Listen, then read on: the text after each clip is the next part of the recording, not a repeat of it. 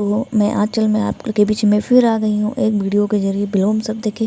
जी हाँ दोस्तों, मैं आगे का विलोम शब्द लेकर आई हूँ और मैं डेली बेस पे आपको विलोम शब्द नया लेकर प्रोवाइड करा रही हूँ, क्योंकि मैं चाहती हूँ कि आप लोग जो विलोम शब्द लिखें वो अपनी कॉपी में नोट डाउन करके लिखें, जिससे आपको रिवीजन करने में बहुत आसानी हो। और आपको पता है, लिखी हुई चीज़ जो है बहुत जल्दी याद हो जाती है। तो आप लोग लिखें, मैं इसलिए खुद कॉपी में नोट डाउन करती हूँ।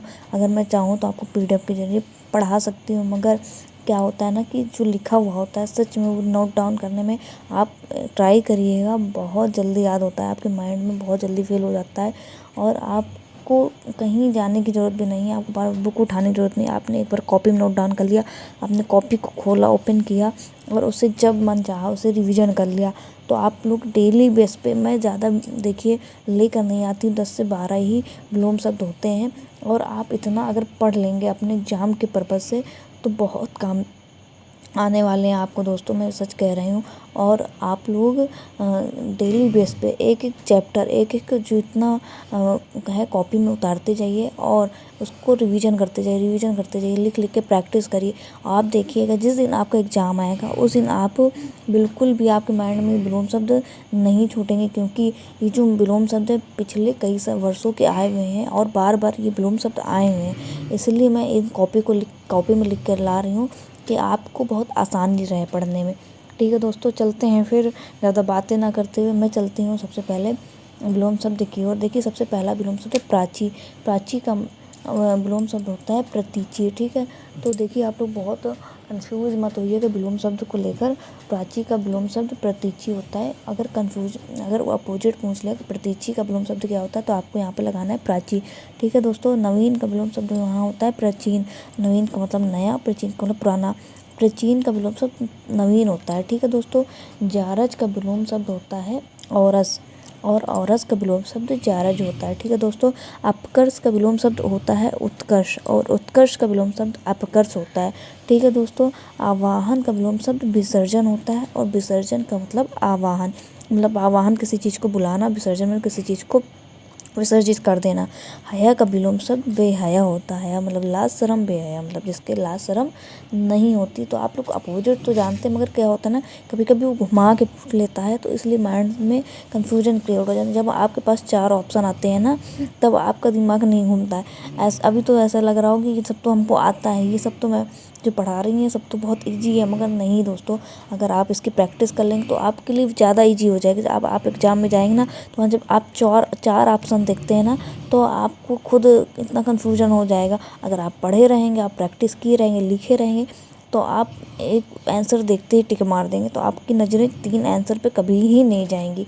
मेरा विश्वास करिए, मैं सच कह रही हूँ। और देखिए, आघी का विलोम शब्द होता है निरग, और निरग का विलोम शब्द आघी होता है। इप्सित का विलोम शब्द होता है अनिप्सित। ठीक है, और अनिप्सित का विलोम शब्द इप्सित होता है। बर्बर का विलोम शब्द होता है सव्य, और सव्य का विलोम शब्द होता है बर्बर। मौन का विलोम शब्द होता है मुखर, और मुखर का विलोम शब्द मौन होता है। आच्छादित का विलोम शब्द होता है अनाच्छादित होता है। ठीक है, और अनाच्छादित का विलोम शब्द होता है आच्छादित। ठीक है दोस्तों, आविर्भाव का विलोम शब्द होता है तिरोभाव। तिरोभाव का विलोम शब्द आविर्भाव होता है।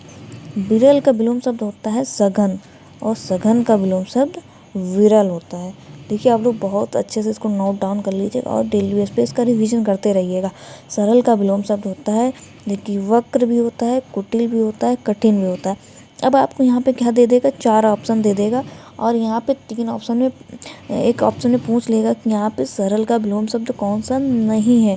तो आप लोग यहाँ कंफ्यूज हो जाएंगे कि कौन सा नहीं है। तो अगर आप ये तीनों लिख के रिवीजन किए रहेंगे तो आपको देख के ही आंसर आ जाएगा कि हाँ, सरल का विलोम शब्द कौन सा नहीं है। तो कभी कभी होता है ना, सरल का वक्र, कुटिल, कठिन और विरल भी दे देता है, तो बहुत लोग कंफ्यूज हो जाते हैं, अरे ये क्या होगा क्या होगा। तो ज़्यादातर लोग वक्र में लगा देते हैं, मैं बता रहे हैं। तो मगर आप लोग देखिए, अगर आप लोग लिख के रिवीजन किए रहेंगे तो आप कभी कंफ्यूज नहीं होंगे, आप आसानी से लगा के चले आएंगे। तो देखिए, ध्यानपूर्वक इसको नोट कर लीजिएगा, बहुत ही इंपॉर्टेंट है।